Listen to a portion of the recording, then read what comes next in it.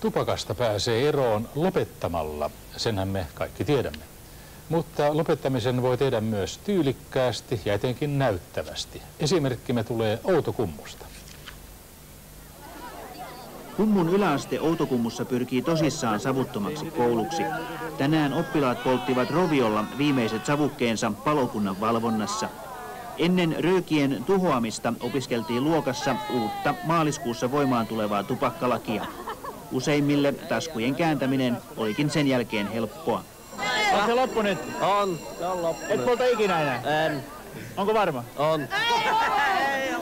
Kummun koulun alaikäiset oppilaat myös testasivat, miten helposti paikkakunnan liikkeistä saa tupakkaa. Kuinka monesta liikkeestä te kävitte kysymässä? 8. Niin. Joo. Ja joka paikasta sait? Joo. Mutta nyt niitä ei ole enää, niitä tupakoita. No, siinä.